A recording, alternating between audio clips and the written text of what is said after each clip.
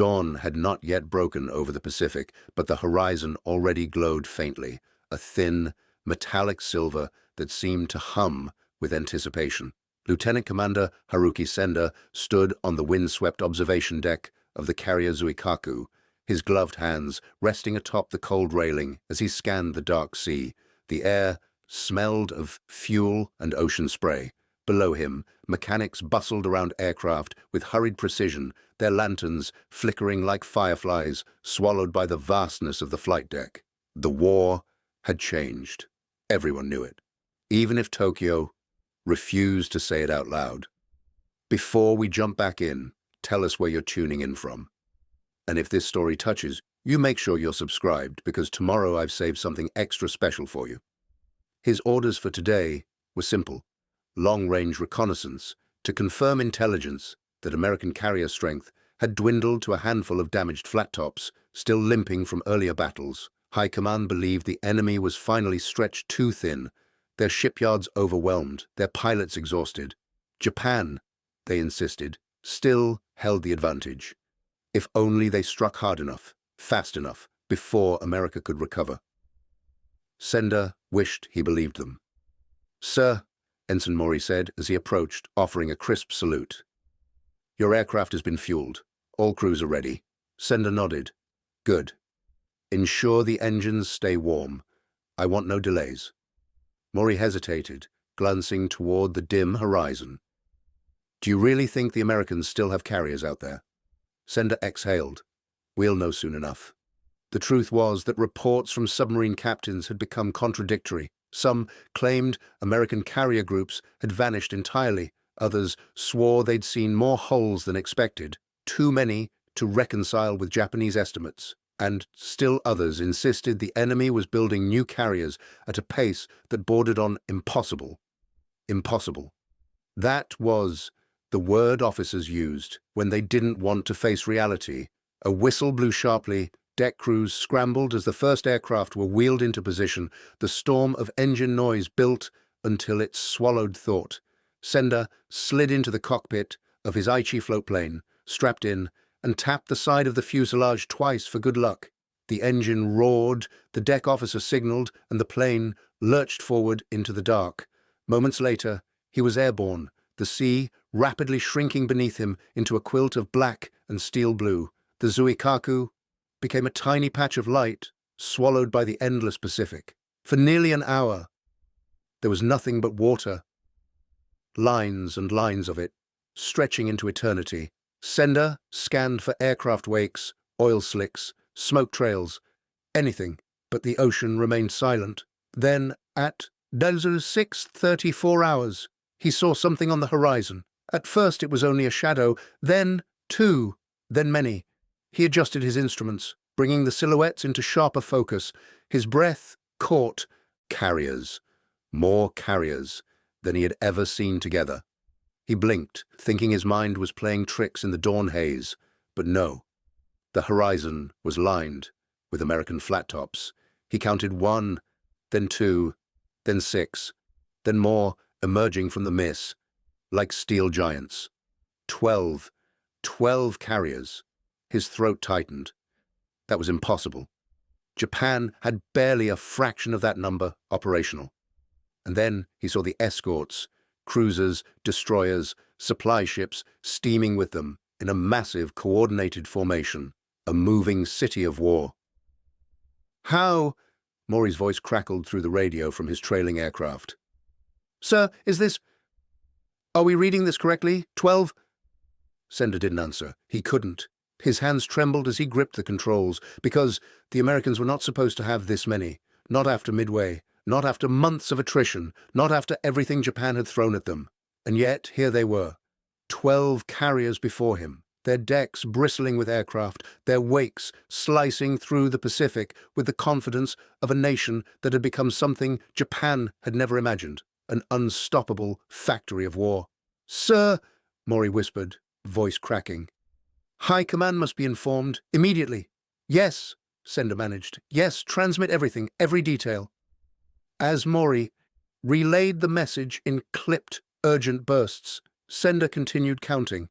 The formation stretched further, more hulls glinting faintly in the rising sun. He steadied his binoculars as the light crept higher, revealing more carriers nestled among the convoy like wolves in a pack. 14, 15. He didn't want to keep counting. But his duty demanded he did. There were 17 carriers. He felt something heavy settle in his chest, a terrible understanding.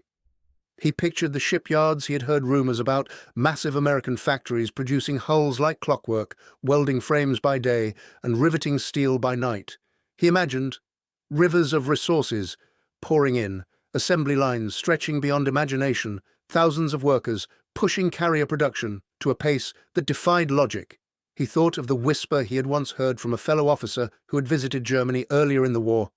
That American industry was the sleeping giant Hitler feared most. But hearing whispers was one thing. Seeing 17 carriers with his own eyes was another. Maury spoke again, his voice trembling. "Sir, they just keep coming." The fog lifted further, unveiling yet more American ships. Senda wiped the side of his goggles, thinking they had fogged. But it wasn't fog. It was reality. 20 carriers. 20. "No nation can build this many in such little time," Maury whispered, almost to himself. "It is impossible." Senda closed his eyes. "Impossible has already happened." They banked their aircraft for a closer approach, dangerous but necessary. Senda needed confirmation. The formation was organized with frightening precision. Plane elevators rose and fell, aircraft were being maneuvered into launch position, signal flags whipped in the wind, squadrons were preparing to launch, fighters, dive bombers, torpedo planes, and all of them looked new. Not worn, not patched together. Freshly painted, their metal gleaming like sharpened blades. American pilots had spotted them now. Dark specks lifted off the decks and climbed rapidly toward them. Senda didn't need to identify them. The silhouette of the aircraft was unmistakable. Mustangs. P-51 Mustangs. Long-range fighters that weren't supposed to be anywhere near the Pacific. That detail hit him even harder than the carriers. The P-51s were designed for Europe, escorting bombers to Berlin, sweeping across the skies of the continent. But here they were, streaking toward him over the Pacific with the same aggressive confidence that had terrified German high command. Preparing and narrating this story took us a lot of time. So if you're enjoying it, subscribe to our channel. It means a lot to us. Now back to the story. 165 miles, Senda murmured to himself. That's the range they reported. Any Japanese aircraft encountering P-51 escort out here, this far from land, had no chance. America had solved the range problem. They had solved every problem, every limitation, every weakness. "Sir, we have to break off," Maury shouted as the Mustangs grew closer. "They're on intercept course." But Senda kept watching for one moment longer. He forced himself to absorb the sight, because he knew that Tokyo would question the report. They would doubt him. They would accuse him of exaggeration or misreading. They would say that American ingenuity simply could not overcome the iron laws of production and logistics. But those laws had already been rewritten. He finally broke left and dove, engines screaming as the Mustangs closed in. A burst of tracers sliced the air past Maury's aircraft. Another burst followed. Closer this time. Senda yanked the stick hard, banking low over the waves, skimming spray as the aircraft shuddered violently. "Hold formation," he shouted. Maury's aircraft was hit. Senda saw it only briefly, a streak of flame, a twisting descent. The plane splashed into the sea with a plume of steam and smoke. Senda grit his teeth, forcing down the sting of loss. He would mourn later. He leveled out, pushing his engine to its limits. The Mustangs pursued, but after several minutes, they pulled away, unwilling to venture too far from their fleet. Senda was alone now. The sky felt punishingly vast, empty in a way that made him acutely aware of how small he was, how small Japan was, compared to the industrial titan rising across the ocean. He flew for over an hour, before finally sighting the dark rectangle of the Zuikaku below. His landing was rough. The deck officers rushed toward him as he climbed out, legs trembling, face ashen. Admiral Nagumo himself strode forward, flanked by staff officers. His expression was tight, expectant. "What have you found?" he demanded. Senda swallowed hard, his voice cracked. "Admiral, America has carriers, more carriers than we believe possible." "How many?" Nagumo pressed, eyes narrowing. Senda met his gaze. "At least 20. A gasp rippled through the circle of officers. Someone murmured, "Impossible!" But Senda cut him off sharply. "I saw them with my own eyes, fully operational, preparing air groups. And there were P-51 escorts." Nagumo's composure faltered, just for a moment. A flicker of understanding, of fear, crossed his features. "P-51s," he repeated quietly, as if testing the reality of the words. Senda nodded, the Admiral's jaw set. "Prepare a full report. We will relay your findings to Tokyo immediately." But Senda could already imagine how that would go. Debates, delays, doubt. High-ranking staff would argue the numbers were wrong, or that the Americans had somehow concentrated carriers from multiple theaters. They would insist Japan still had time to maneuver strategically. They did not. Hours later, Senda found himself summoned again, this time to the Admiral's private quarters. Nagumo sat behind a map-covered desk, tapping a finger on a marked stretch of ocean. "Your report caused quite a stir," the Admiral said. "Imperial General Headquarters wants confirmation." "Confirmation," Senda whispered. "Admiral, with respect, what I saw cannot be mistaken." Nagumo sighed heavily. "I believe you. But Tokyo still thinks in terms of the world as it was in 1941. They do not yet understand the world we are in now." Silence settled between them like a heavy cloth. After a moment, Nagumo leaned back. "Tell me, when you saw them, what did you feel?" Senda hesitated, but lying would serve no one. "Overwhelmed," he said, "as though we were staring at the future, and the future no longer belongs to us." Nagumo nodded slowly, gravely. "You are not alone in that feeling." He gestured to a telegram on the table, one that had just arrived from Berlin. Senda recognized the markings of the German High Command. Nagumo allowed him to read it. The message was brief, but its meaning was unmistakable. German analysts had also reported sightings of P-51 Mustangs escorting bombers 1,650 miles into Reich territory, far beyond the range once considered possible. The German Luftwaffe leadership had been shaken. The Americans, they had concluded, had solved long-range escort in a way that fundamentally reshaped the air war. And now, those same aircraft had appeared in the Pacific. America was applying every innovation across every theater, using its industrial might to reach places once considered out of reach. Senda lowered the telegram with a trembling hand. Nagumo spoke softly. "Japan entered this war believing the United States could not sustain a long fight. But they have not merely sustained it, they have transformed it." Senda stared at the map, at the vast ocean, at the narrow islands Japan desperately clung to. "Admiral," he said quietly, "what are we going to do?" Nagumo did not answer immediately. He stood, walking to the small porthole overlooking the sea. For a long time, he watched the waves roll endlessly toward the horizon, the same horizon Senda had flown into that morning. "We will fight," Nagumo said at last, "because that is our duty. But we must accept a truth our leaders refuse to see." He turned to face Senda. "America has become something new, a nation that builds carriers faster than we can sink them, a nation that designs weapons faster than we can understand them, a nation that can lose a dozen ships and replace them with twice as many before the wreckage cools." Senda felt a cold shiver crawl up his spine.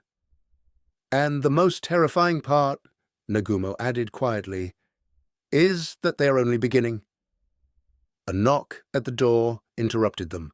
A communications officer entered with another message. "A transmission from Tokyo, sir," the officer announced. Nagumo accepted the message, read it, and closed his eyes. "They are sending reinforcements," he said, but not to attack. Senda frowned. Then, what purpose? Nagumo handed him the message. Tokyo had ordered a defensive consolidation, withdraw from exposed waters, preserve fuel, avoid carrier losses at all costs. For the first time since the war began, Japanese high command was afraid. Senda folded the message slowly, understanding its implications. "Admiral," he whispered, "if America already has 20 carriers..." Nagumo finished for him. "Then by next year, they may have 100. Neither man spoke again for some time.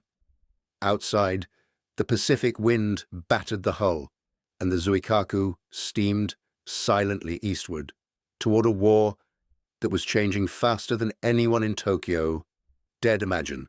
And far beyond the horizon, in the vast, churning factories of America, the next hulls were already taking shape. Steel plates stamped, rivets hammered, decks welded, one after another, because America had awakened, and once awakened, the giant did not sleep again. The Pacific night returned with a heaviness that settled over the Zuikaku like a shroud. The moon hung low, half-veiled by clouds, casting pale reflections across the rolling water. Lieutenant Commander Senda lay awake in his bunk, staring at the dim ceiling, unable to silence the echoes of the day's discovery. The image of 20 American carriers haunted him. An impossible armada that had emerged from the fog like a vision from a future Japan was never meant to see. Every time he closed his eyes, the silhouettes returned, towering, multiplying, expanding like a steel tide. He rolled onto his side, but sleep remained a foreign country. Around him, the ship groaned softly, metal contracting with the cooling air. Footsteps echoed faintly in the passageway. Another restless soul unable to find comfort tonight. It was nearly 0200 when the alarm bell finally sounded, a single shrill ring, indicating not battle, but an urgent officer's summons. Senda swung out of bed, boots half-laced, as he barreled into the corridor. Men stirred around him, some rubbing bleary eyes, others already tense, with the awareness that Japan no longer had the luxury of ignoring warning bells. He reached the navigation room moments after Admiral Nagumo. The plotting table glowed beneath lantern light. Radio operators hovered over fresh transcripts, their expressions strained. Nagumo took the report without a word. Senda watched his eyes move across the page, narrowing slightly. "What is it, Admiral?" Senda asked softly. Nagumo handed him the transcript.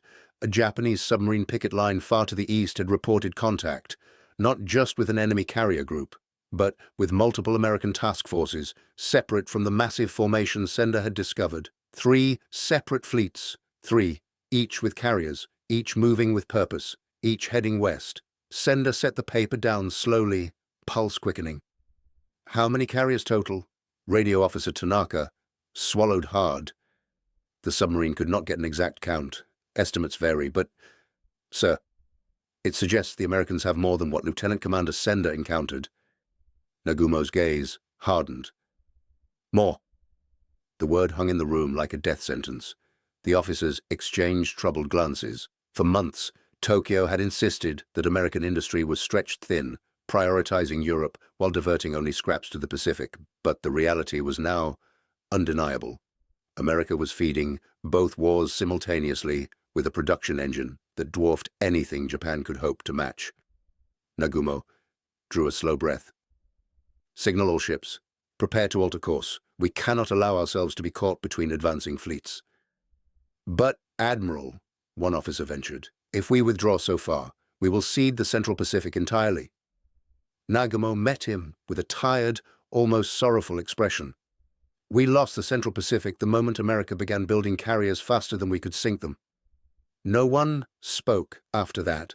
By morning, the Zuikaku had turned southwest, steaming away from the last known American coordinates. Planes no longer sat armed on deck. Anti-aircraft crews still stood watch, but their faces betrayed an undercurrent of dread. Japan had once sailed boldly across the Pacific, confident in its skill, its training, and its naval might. Now, the ocean felt hostile, an abyss in which American carriers might appear at any moment. Senda stood on the observation deck again, binoculars lowered at his side. Maury's empty position beside him felt like a physical wound.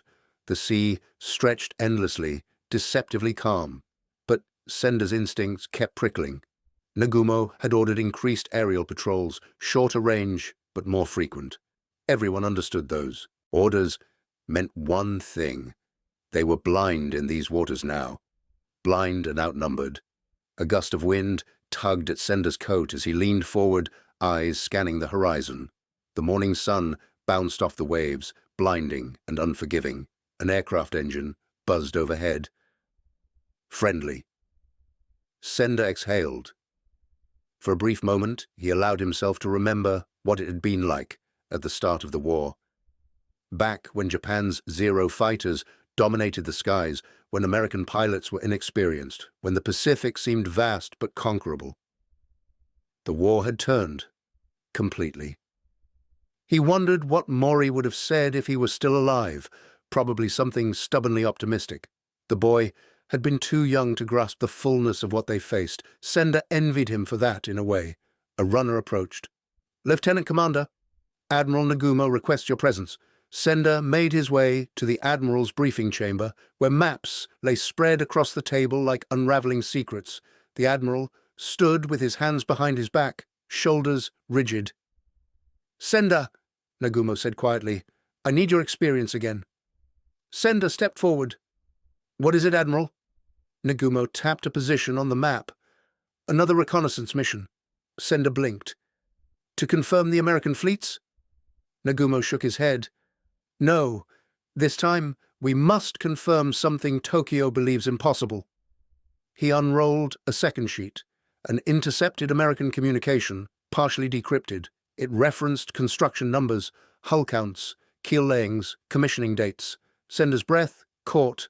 "Admiral, these figures—" Nagumo nodded gravely. "Tokyo insists the numbers are fabricated. But if they're real, then the Americans have not built 20 carriers." Nagumo paused, voice sinking to a whisper. "They have built far more." Senda felt the world tilt slightly beneath him. He steadied himself on the table. "Sir, if the Americans already have fleets we haven't even seen yet—" Nagumo's eyes darkened. "Then this war has already entered a phase Japan did not prepare for, a phase in which our strategy must change, or we will cease to exist as a naval power." The Admiral leaned closer, voice low. "I want you to fly east again, but farther this time, beyond your previous route." Senda stiffened.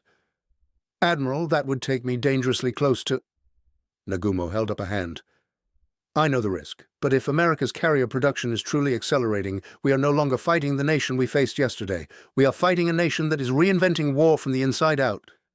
He looked Senda squarely in the eyes. "And Japan must know the truth."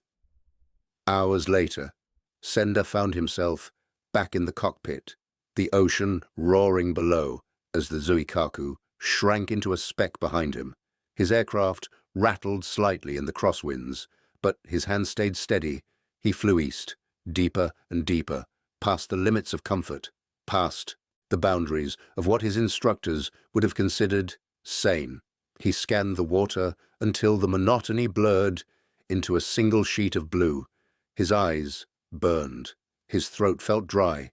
He kept flying, and then, far on the horizon, he saw it, not a carrier group, not even a battle line, but something far more shocking.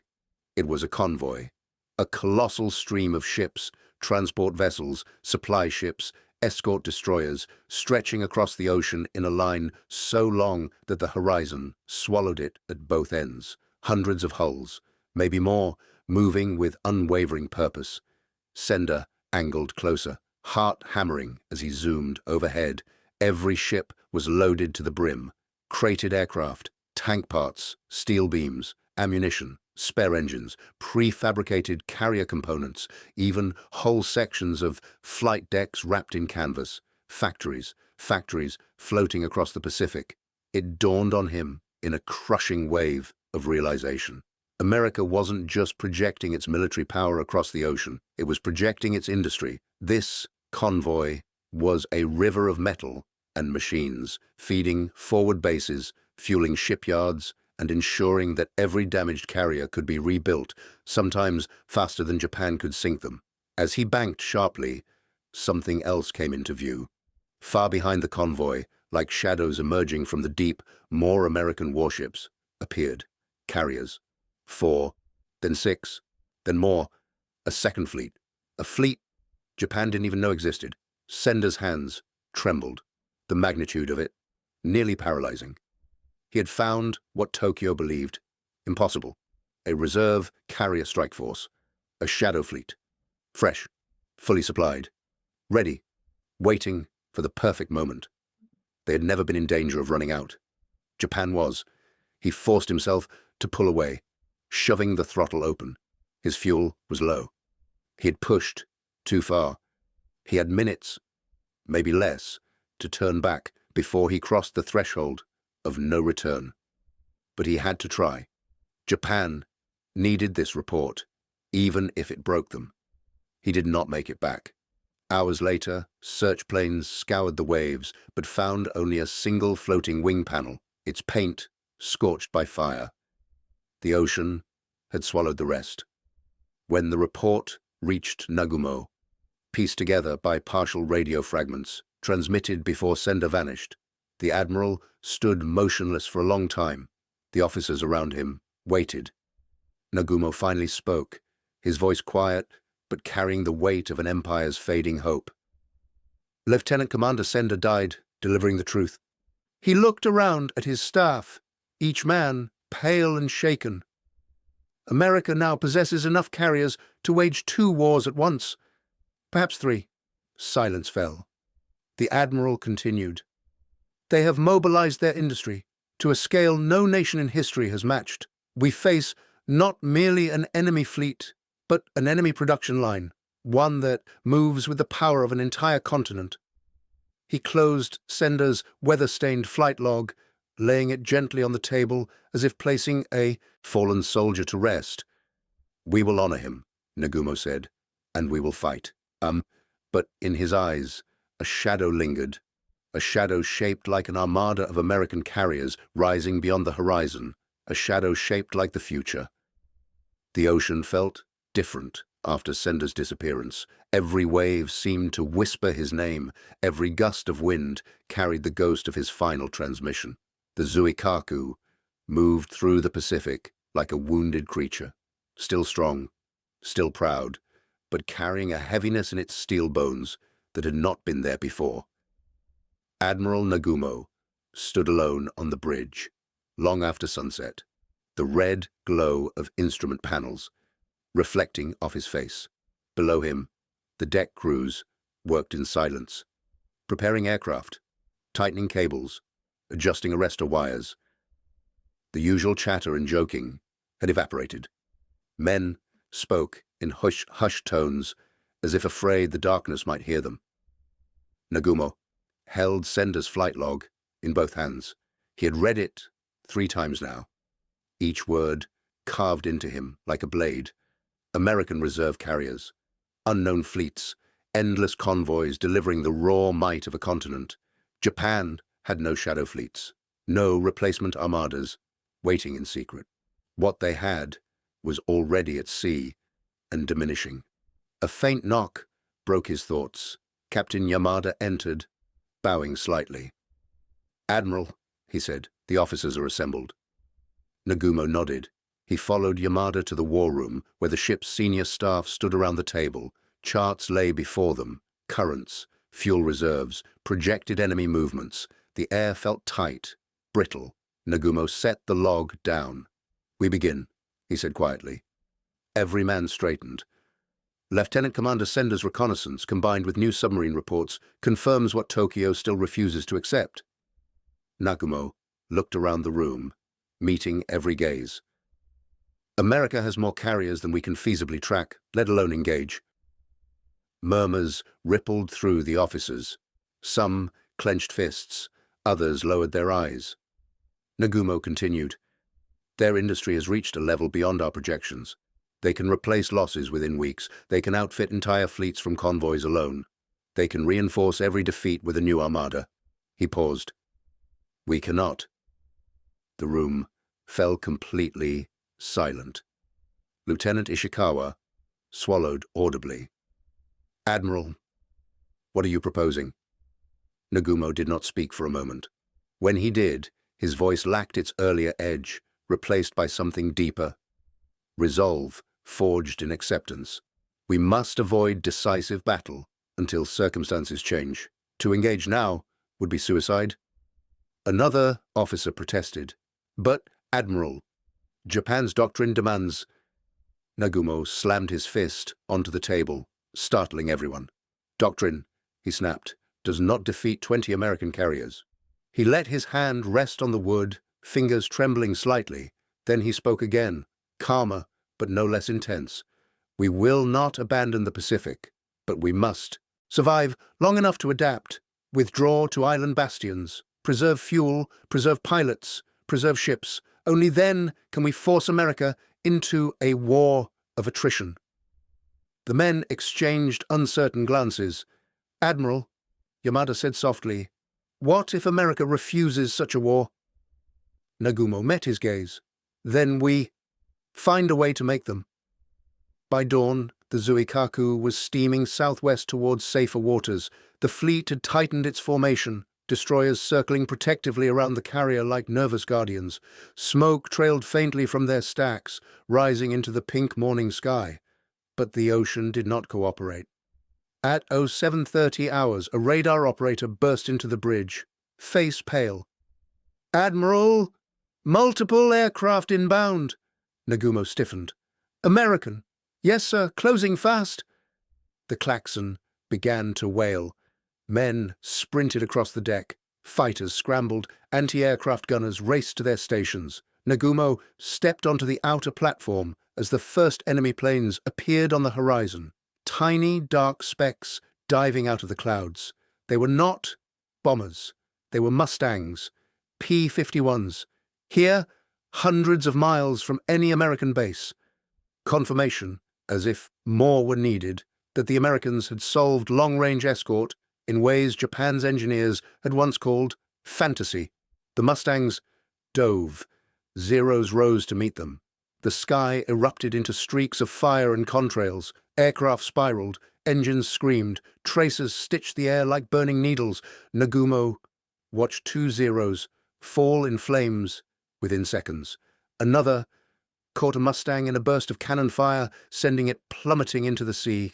But there were too many. The Mustangs swarmed like hawks, their speed and precision overwhelming. They were not here to sink the Zuikaku. They were here to test her. A warning, a message. Nagumo understood immediately. The Americans wanted Japan to know, we can reach you anywhere. He gripped the railing until his knuckles whitened. Signal all ships. Evasive maneuvers, he ordered. The carrier heeled sharply as the helmsman swung her into the wind. Bombers had not yet arrived, but they would. The Mustang escorts were the opening act. Zeros scrambled in tight formation, engines roaring as they chased the intruders. The dogfight swept across the sky like a storm cloud of metal and fire. A Mustang streaked low over the deck, its pilot so close, Nagumo felt he could see the man's goggles. Anti-aircraft guns thundered. Machine gun fire rattled across the carrier's deck. Then the Americans broke away, climbing into the sun. They had done what they came to do. Minutes later, they vanished into the horizon, leaving smoke trails and burning metal in their wake. Nagumo exhaled slowly. They're not attacking us yet, Captain Yamada said beside him. Why? Nagumo did not look away from the horizon. Because they don't need to. They're reminding us of something. Reminding us of what? Nagumo turned. That they choose when the next battle begins. Not us. The damage report came in. Several Zeros lost. No ships hit. Morale shaken more than anything else. Yet The psychological blow was profound. Men whispered in the corridors, officers spoke in clipped, worried tones. The idea that American fighters could appear anywhere, anytime, like hawks diving out of the sky, began to sink into the fleet like poison. Nagumo ordered strict radio silence and changed course again. The Zuikaku would now head for Truk Lagoon, Japan's strongest forward base, a fortified island complex bristling with anti-aircraft batteries and repair facilities. But even Truk felt less secure now. Senda's final words echoed through Nagumo's mind. A shadow fleet, fresh, fully supplied, ready. When he reached his quarters, he found a sealed envelope waiting. It bore the markings of Tokyo, urgent, classified. He opened it. It was not what he expected. It was worse. High Command had intercepted intelligence from Germany. The Luftwaffe had suffered catastrophic losses after American bombers, now escorted every mile by P-51 Mustangs, struck deeper and harder than ever before. German generals reported that their fighters could no longer penetrate American escort screens. Their airfields were being bombed into rubble. Their industrial heartland was burning, and the Americans were still increasing production. The last line of the report chilled Nagumo.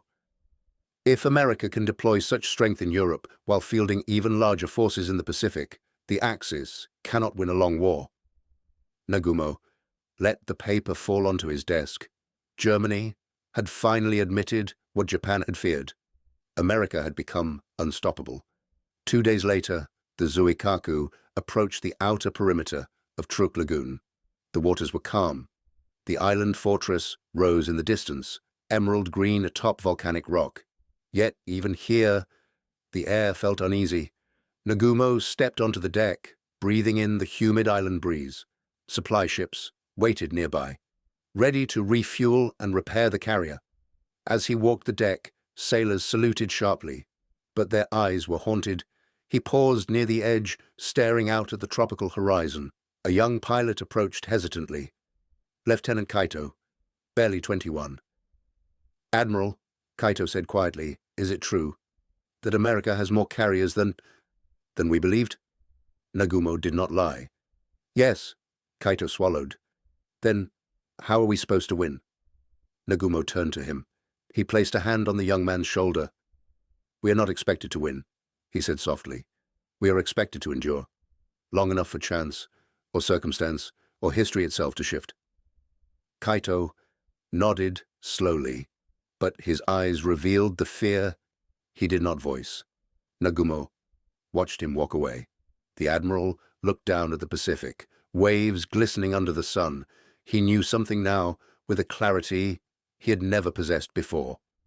America would not simply defeat Japan. America would unmake the naval empire Japan had spent decades building, unless Japan found a way to change the rules of war entirely.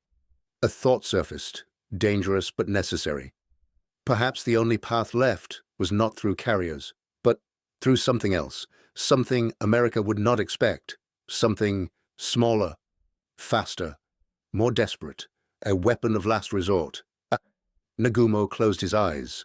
The war was changing again, and Japan was about to make a choice the world would never forget. The storm passed in the night, leaving the sea strangely calm, as if the world itself were holding its breath.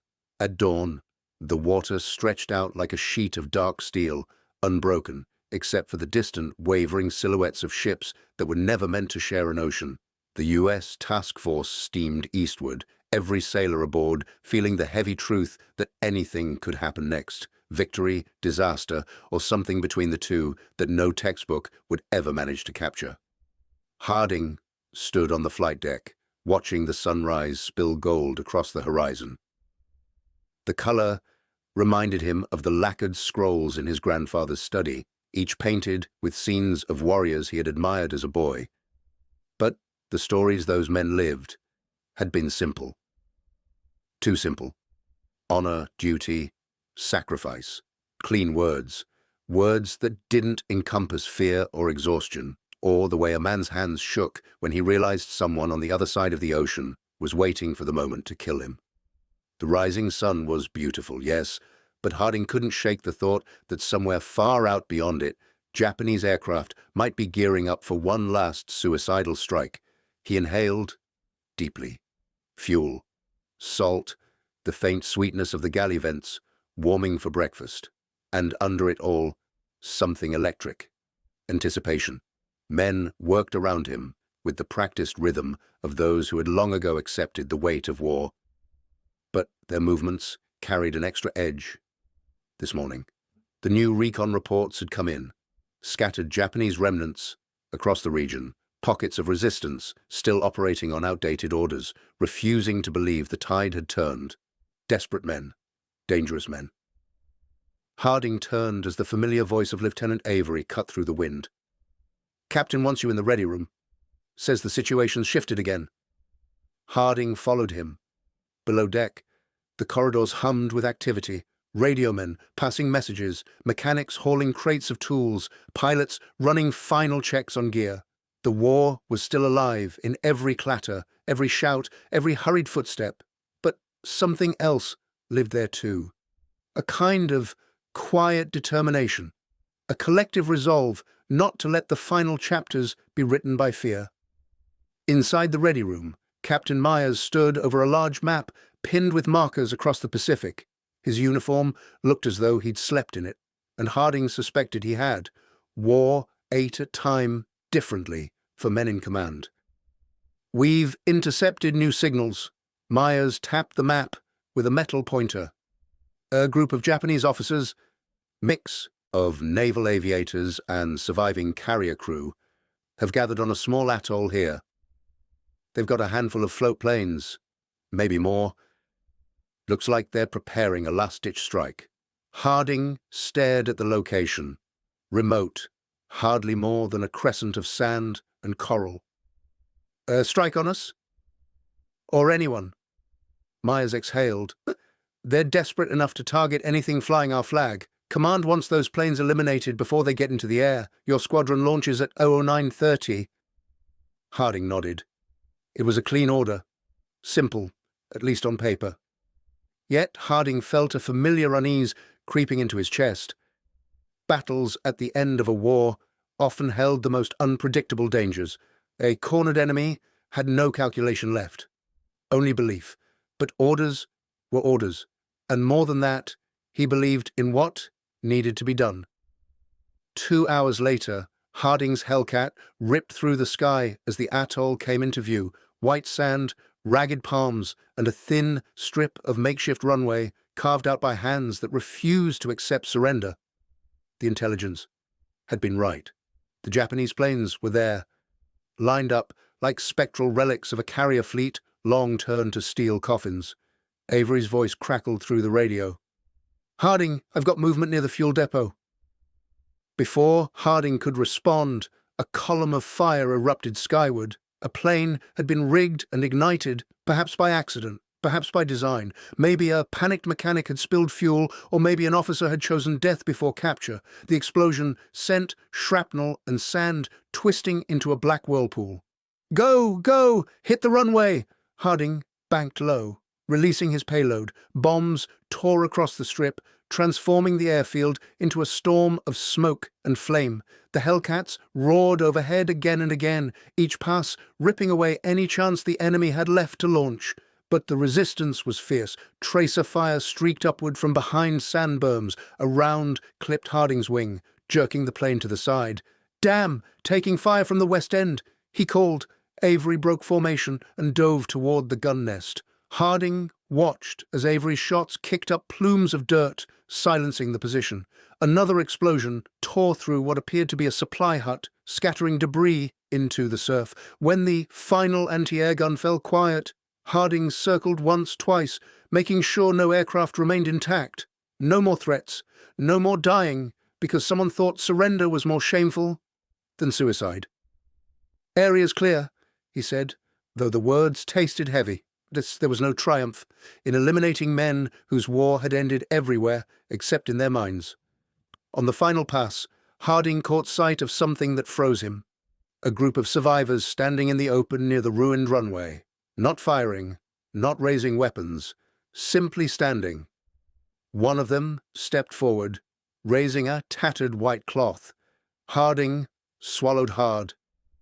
"Captain, we've got personnel attempting to surrender." There was silence on the radio, then a reply that lowered itself into Harding's bones. "Acknowledge their surrender, mark their position. Rescue teams will handle the rest. Do not engage." Harding dipped his wings in recognition, the universal sign. The Japanese officer bowed his head deeply, and for a brief, impossible moment, Harding felt as if time itself had paused. Two men, separated by language, culture, and the brutal architecture of war, offering acknowledgement of each other's humanity. As the Hellcats ascended and the atoll slipped beneath them, Harding exhaled a breath he hadn't realized he'd been holding. He felt something shifting inside him.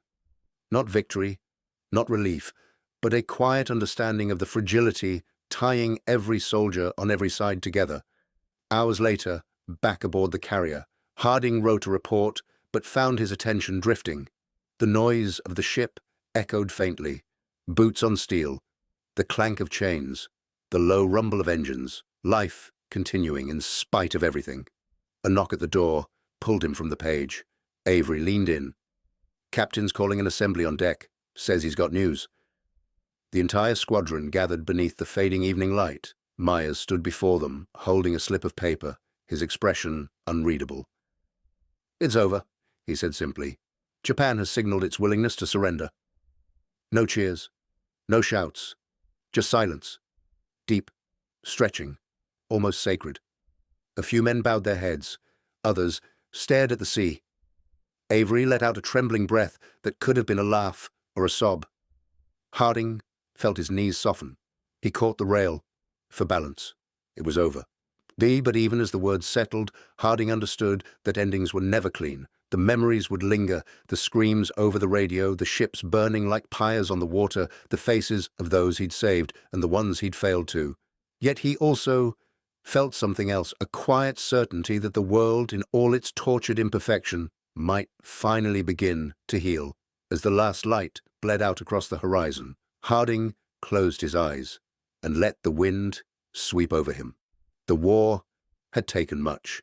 It had carved deep wounds, but it had also shown him the weight of choice, the fragility of courage, and the truth that even in the darkest storms, men could still rise, not for glory, but for each other. He whispered a silent promise to the fallen, to the living, and to himself. No more dying, no more killing. Let the next sunrise belong to peace. And for the first time in years, the ocean looked calm. Up next, you've got two more standout stories right on your screen. If this one hit the mark, you won't want to pass these up. Just click and check them out. And don't forget to subscribe and turn on the notification bell so you don't miss any upload from us.